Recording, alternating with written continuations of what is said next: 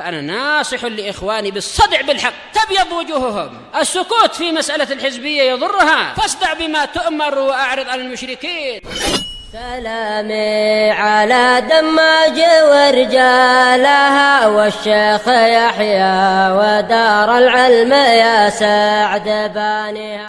Bismillahirrahmanirrahim. Qala Fadilatul Syekh Abu Amr Al-Hajuri hafizahullah, masih di muka surat 67.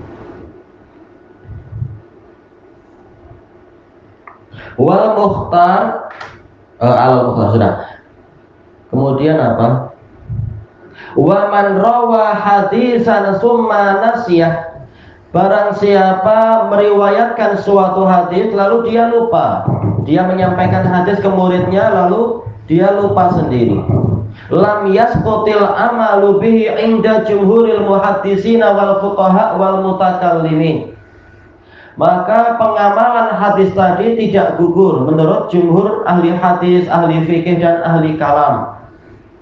Jelas Syekh Abu Amr tak suka menyebutkan sampai ahli kalam juga, tapi ini asalnya adalah apa? Dari penukilan Imam Abu Amr Ibnu Salah. Karena ahli kalam juga banyak menghakimi hadis walaupun tidak layak.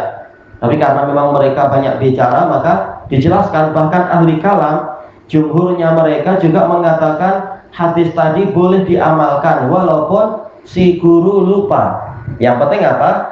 Yang penting muridnya itu sikoh, mengatakan memang guru saya dulu bilang macam ini, cuma mungkin beliau lupa aja. Hadis beliau kan banyak, wajar lupa. Maka hadisnya tetap boleh diamalkan. Yang penting apa? Asalnya mereka adalah sikoh, rawi-rawinya itu sikoh atau soduq. Wa qala ba'du ashabi Abi Hanifah rahimahullah yajibu isqatuh. Sebagian pengikut Abu Hanifah mengatakan wajib untuk digugurkan.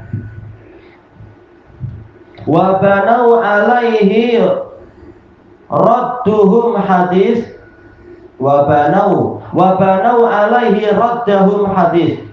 Mereka membangun di atas ucapan ini penolakan mereka terhadap hadis. Idza nakahatil mar'atu bi ghairi idni waliha fanikahuha batil. Apabila seorang wanita menikah tanpa izin walinya, maka pernikahannya batil. Hadisnya sahih.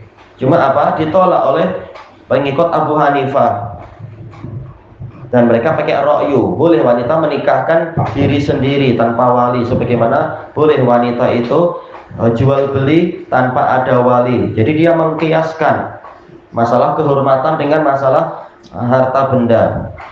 Dan ini adalah kias yang sangat rusak, ditentang oleh jumhur ulama. Disebutkan oleh Syekhuna Abu Amr dalam catatan kaki, ini sahih, diriwayatkan oleh Imam Ahmad, Abu Dawud, Tirmidzi dan Ibnu Majah dari Aisyah radhiyallahu anha. Wa hadisa Abi Hurairah, mereka menolak hadis Abu Hurairah dengan kaidah yang mereka buat sendiri tadi. Fil qada'i bisyahidi wal yamin. Tentang apa? Boleh seorang hakim menentukan keputusan dengan satu orang saksi dan sumpah. Baik. Sementara sebagian pengikut Abu Hanifah mengatakan harus ada dua saksi, satu saksi tak boleh. Tapi apa? Hadisnya sahih. Boleh satu orang saksi ditambah dengan sumpah. Disebutkan dalam catatan kaki, ini sahih diriwayatkan oleh Abu Dawud, Tirmidzi dan Ibnu Majah, juga diriwayatkan oleh Muslim dari Ibni Abbas. Wa sahihu qaulul jumhur, yang benar adalah pendapat jumhur. Li'annal marwiya anhu bi sadadin nisyan. Karena orang yang diambil riwayatnya yaitu si guru, dia sekedar lupa saja, sedang lupa. Terkadang Rasulullah juga lupa terhadap suatu ayat. Apakah menyebabkan ayat tadi gugur dengan alasan Rasulullah lupa? Tentunya tidak demikian. Karena apa? Walaupun beliau lupa, tapi tidak lama setelah itu akan dibantu dengan diingatkan oleh Ubay bin Ka'ab atau sahabat yang lain. Demikian pula hadis ini, mungkin rawinya lupa, tetapi dibantu dengan rawi yang lain. Dibantu dengan apa? Dengan persaksian dari muridnya yang juga sikoh dan seterusnya. Baik. warawi anhu siqatun jazim, sementara muridnya yang mengambil riwayat dari si guru yang lupa tadi, dia adalah siqah yang pasti. Fala turaddu riwayatuhu bil ihtimal, maka tidak boleh riwayat dia ditolak dengan semata-mata kemungkinan. Muridnya sudah yakin memang ini adalah riwayat guru saya dan si murid siqah. Sementara masalah jangan-jangan memang gurunya ini tak pernah dapat hadis itu, maka yang seperti itu ini sekitar jangan-jangan, maka tidak layak dipakai, tidak layak digunakan persangkaan tadi untuk menolak sesuatu yang pasti yang dipersaksikan oleh muridnya. Wa allafa Suyuti tadhkiratal mu'tasi fi man haddatsa wa nasi. As-Suyuti mengarang kitab yaitu apa? Mengingatkan orang yang meneladani tentang rawi yang menyampaikan hadis dan lupa. As-salisa asyar, ketentuan yang ke-13, ikhtalafu fi man akhadha 'alal hadisi ajran. Para ulama berselisih pendapat tentang seorang rawi yang meminta upah ketika menyampaikan hadis. Mengajar dengan apa? Meminta upah.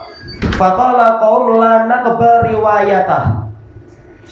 Sekelompok orang mengatakan kami tidak menerima riwayat dia.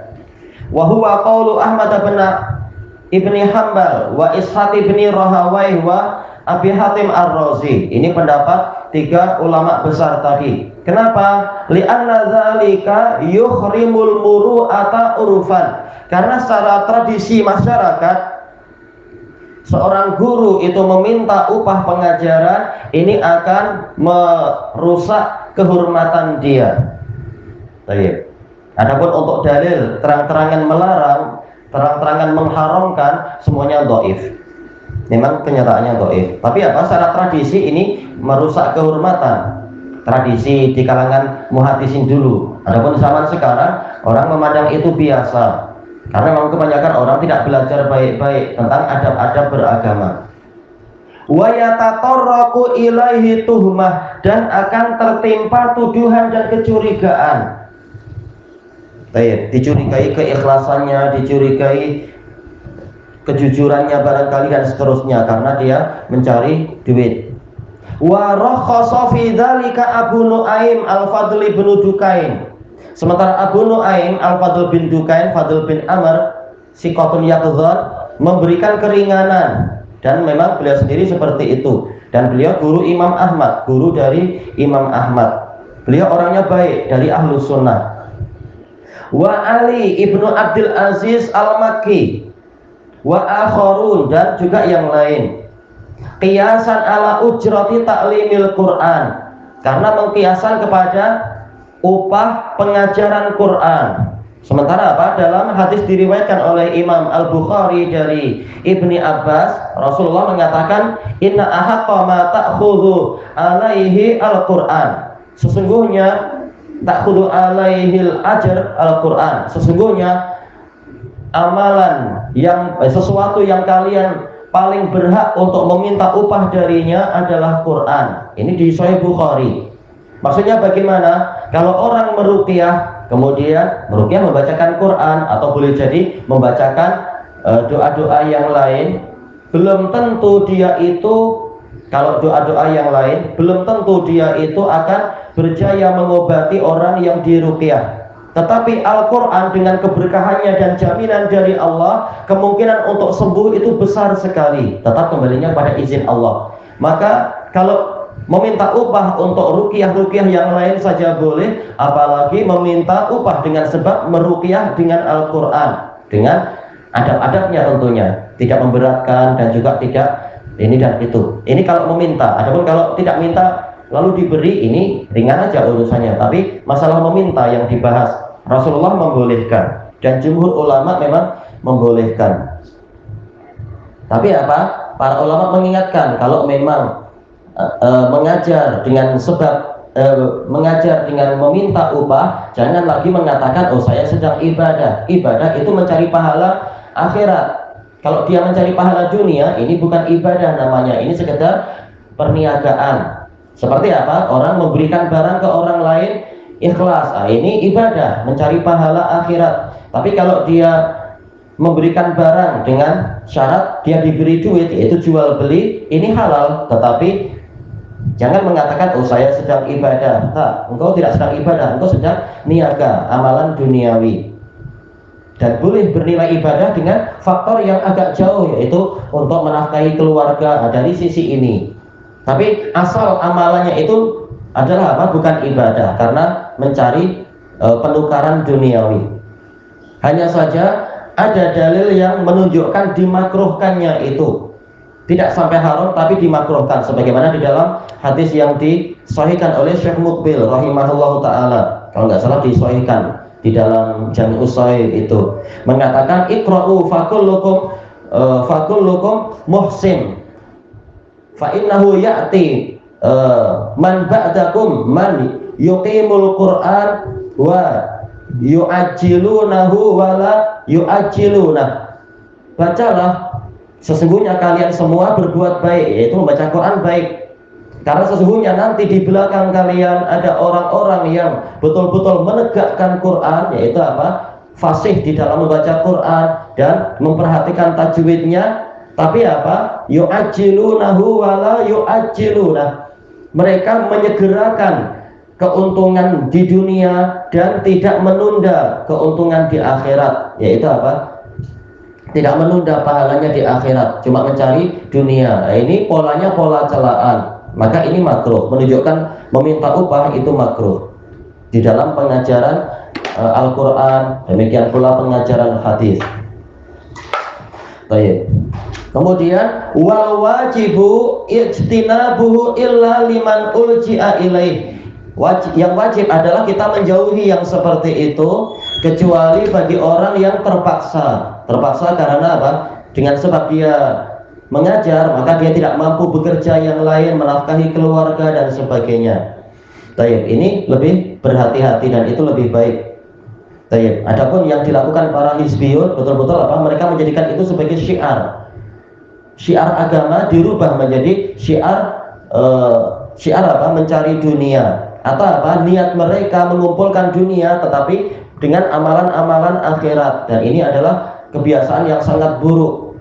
Menjadi apa? Syiar ahlul bidah. Setiap kali beramal ibadah selalu justru malah meminta upah duniawi, dan ini adalah sangat buruk. Tayyib ilahuna wallahu a'lam.